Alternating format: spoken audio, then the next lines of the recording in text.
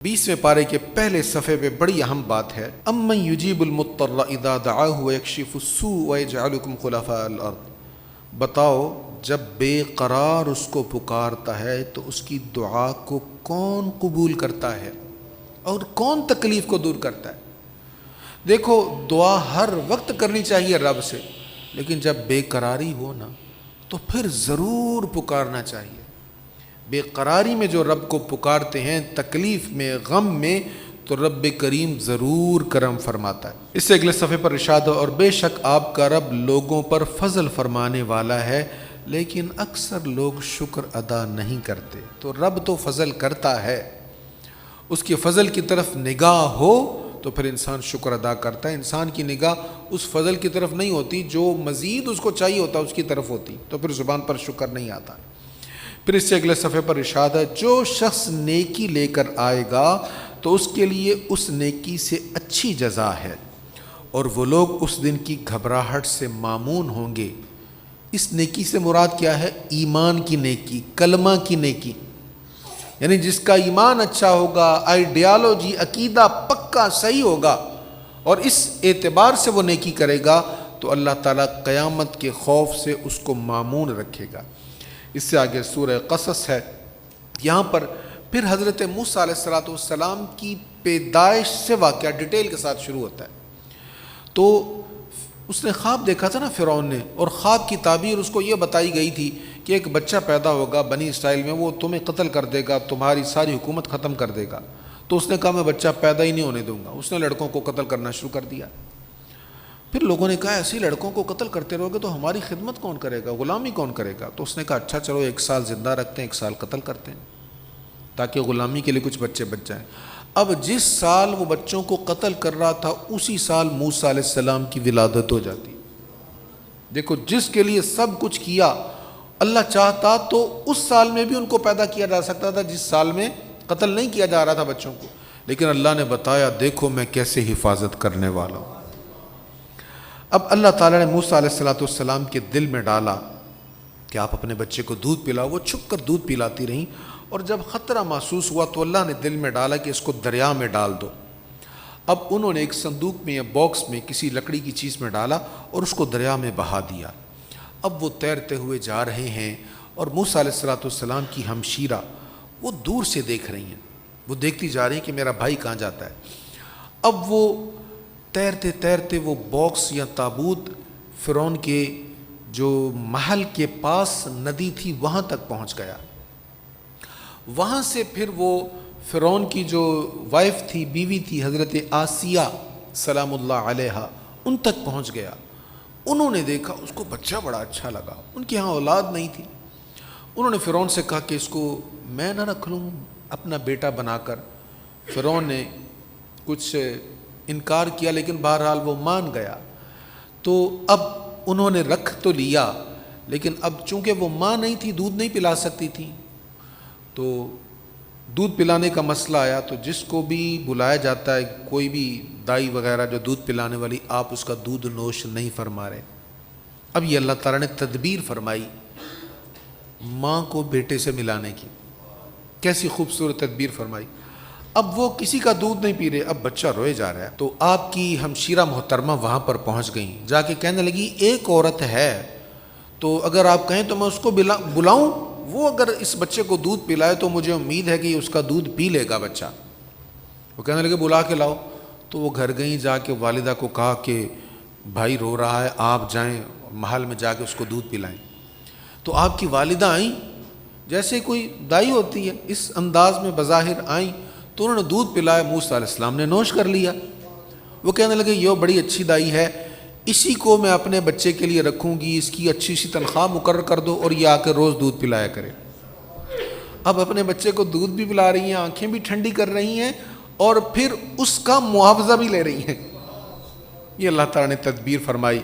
वहीं पर फिर मूसा अलैहिस्सलाम बड़े हुए, वलम्मा बलगा शुद्दहु वस्तवा आतीनाहु हुक्मन व इल्मा, जब मूसा अपनी पूरी क़ुव्वत जवानी को पहुँच गए और तवाना हो गए, तो हमने उनको हुक्म और इल्म अता फरमाया, और हम इसी तरह नेकी करने वालों को जज़ा देते हैं। अब यहाँ पर काफ़ी अरसा रहे आप फ़िरौन के दरबार में, پھر ایک واقعہ پیش آیا، اس واقعہ کا ذکر آگے آئے گا۔ اس واقعہ کی وجہ سے آپ کو وہ علاقہ چھوڑ کر مدین جانا پڑا، اس کا یہاں پر ذکر ہے۔ مدین جب آپ گئے تو وہاں پر آپ نے دیکھا ایک کنواں ہے، اور وہاں پر لوگ اپنے جانوروں کو، مویشیوں کو پانی پلاتے ہیں، لیکن دو لڑکیاں ہیں، وہ اس وجہ سے کہ یہ مرد سائیڈ پر ہوں تو ہم اپنے جانوروں کو پانی پلائیں، وہ اس وجہ سے بیچاری پیچھے کھڑی انتظار کر رہی ہیں۔ تو آپ آگے گئے اور ان سے پوچھا تمہارا کیا مسئلہ؟ انہوں نے کہا جی ہمارے باپ بوڑھے ہیں اور کوئی مرد ہے نہیں گھر میں، اس لیے مجبوراً ہمیں ہی آنا پڑے گا، تو ہم یہاں پر انتظار کر رہی ہیں، یہ سائڈ پر ہوں، یہ جائیں تو پھر ہم اپنے جانوروں کو پانی پلائیں۔ تو آپ نے آگے بڑھ کر ان کے جانوروں کو پانی پلایا اور ان کے سپرد جانور کر دیے، وہ جانوروں کو لے کر چلی گئیں۔ اب یہ بچیاں کو معمولی نہیں تھی، یہ لڑکیاں، یہ اللہ کے نبی حضرت شعیب علیہ السلام کی بیٹیاں تھیں۔ انہوں نے جا کے والد گرامی کو بتایا تو وہ کہنے لگے اس نوجوان کو بلا کے لاؤ میرے پاس۔ تو یہ دونوں لڑکیاں آئیں اور آ کے آپ کو بلائے کہ ہمارے والد نے آپ کو بلایا ہے، تو آپ ان کے ساتھ چلے گئے۔ پھر حضرت شعیب علیہ السلام نے ان کو جاب دی کہ آپ میرے پاس رہیں، اگر اتنی دیر میرے پاس آپ رہتے ہیں، جیسے میں چاہتا ہوں تربیت کرنا ویسے تربیت لیتے ہیں، تو پھر میں اپنی بیٹی کی شادی آپ کے ساتھ کر دوں گا۔ تو آپ حضرت شعیب علیہ السلام کی تربیت میں رہے، ان سے خوب سیکھا، وہ سینئر تھے، بزرگ تھے، نبی تھے وہ بھی۔ تو پھر وہ جب مدت مقررہ پوری ہو گئی تو آپ نے اپنی بیٹی کا نکاح ان کے ساتھ کر دیا۔ اب یہ اپنی زوجہ کو لے کر پھر واپس آ رہے ہیں مصر کی طرف۔ ابھی راستے میں ہیں، سردی سی محسوس ہوئی، موسم سردی کا تھا، تو ان کی زوجہ کو ٹھنڈ لگی، تو انہوں نے کہا تم ٹھہرو یہاں پر، میں کوئی آگ کا انگارہ وغیرہ لے کر آتا ہوں تاکہ تم تھوڑی سی تپش حاصل کر لو۔ تو آپ نے دیکھا دور ایک جگہ آگ نظر آئی۔ آپ جب اس آگ کے پاس پہنچے، وہ پہاڑ کے اوپر تھی، جب اس کے پاس پہنچے تو دیکھا وہ درخت تھا اور اس میں آگ جل رہی تھی۔ ایسی آگ جل رہی تھی جو درخت کو جلا بھی نہیں رہی تھی، جل بھی رہی ہے اور درخت کو جلا بھی نہیں رہی۔ تو آپ جب وہاں پر پہنچے تو انہیں وہاں پر آواز آئی، فلما اتاها نودي من شاطئ الوادي الايمن في البقعة المباركة من الشجرة ان يا موسى انی انا اللہ رب العالمین، درخت سے ندا کی گئی اے موسیٰ بے شک میں ہی اللہ رب العالمین ہوں۔ اب اللہ تعالیٰ سے ان کا پہلی بار کلام ہوا، کلام کا شرف نصیب ہوا، ان کو نبوت عطا ہوئی۔ پھر یہیں سے انہوں نے کہا میرے بھائی ہارون کو بھی نبوت عطا فرمائی جائے، تو ان کے کہنے پر اللہ تعالیٰ نے ہارون علیہ السلام کو بھی نبوت عطا فرمائی، اور پھر اللہ کے حکم پر یہ ہارون علیہ السلام کو ساتھ لے کر یہاں سے چلتے ہیں اور پھر واپس فرعون کے پاس آ کر وہاں پر پھر تبلیغ کرتے ہیں، اور وہ سارا واقعہ آپ نے سن لیا ہے۔ پھر آگے ارشاد ہے، اللہ تعالیٰ اپنے حبیب علیہ السلام سے فرما رہا ہے پس اگر یہ آپ کی دعوت قبول نہ کریں تو جان لیجئے یہ صرف اپنی خواہش کی پیروی کرتے ہیں، اور اس سے زیادہ کون گمراہ ہوگا جو اللہ کی ہدایت کو چھوڑ کر اپنی خواہش کی پیروی کرے، بے شک اللہ ظالم لوگوں کو ہدایت نہیں دیتا۔ دیکھیں، زندگی گزارنے کا ایک طریقہ وہ ہے جو اللہ نے ہمیں بتایا، اور زندگی گزارنے کا ایک طریقہ وہ ہے جو شیطان ہمارے دل میں آئیڈیاز، وسوسے، خیال ڈالتا ہے، یہ ہمارا نفس، ہماری طبیعت چاہتی ہے کہ ہم اس طرح کر لیں۔ اللہ تعالیٰ فرماتا ہے کہ جو اپنی خواہش نفس کے پیچھے پڑ گیا، بلکہ پچھلے پارے میں اللہ تعالیٰ نے فرمایا کہ اس نے اپنی خواہش کو ہی اپنا معبود بنا لیا۔ تو معبود کیا ہوتا ہے؟ جس کی اطاعت کی جائے، جس کا جو آرڈر ہو اس پر عمل کیا جائے، اور جو خواہش کے پیچھے چلتا ہے وہ تو نفس کو سب کچھ بنا لیا، خواہش کو معبود بنا لیا، جو خواہش نے کہا اس کے پیچھے چل پڑا، اس کے لیے مشکلات کو بھی فیس کیا، مصیبتوں کو بھی فیس کیا۔ تو اللہ تعالیٰ نے فرمایا کہ جو ایسے کرے گا اس کے لیے پھر تباہی ہے۔ اب اس سے آگے قارون کا ذکر ہے۔ قارون کو اللہ نے اتنے خزانے دیے تھے کہ اس کی جو خزانوں کی چابیاں تھیں نا، وہ اتنی زیادہ تھیں کہ ایک جماعت اگر اس کو اٹھاتی صرف چابیوں کو تو ان سے اٹھائی نہیں جاتی تھی، وہ تھک جاتی تھی۔ اونٹوں کا پورا ایک قافلہ ہوتا تھا جس کے اوپر صرف اس کی چابیوں کو رکھا جاتا تھا، اتنے خزانے تھے اس کے۔ تو وہ بڑا سج دھج کے ساتھ، تکبر کے ساتھ، فاخرانہ انداز سے سونے کا لباس پہنے، زیورات پہنے قوم میں آیا۔ لوگوں نے کہا یار لائف سٹائل تو ایسا ہونا چاہیے، زندگی تو ایسی ہونی چاہیے، پتہ تو چلا نا یار کیا لباس پہنا ہے، کیا سونا پہنا ہے، اور کیا ٹھاٹ باٹ ہے، کیا غلام آگے پیچھے ہیں۔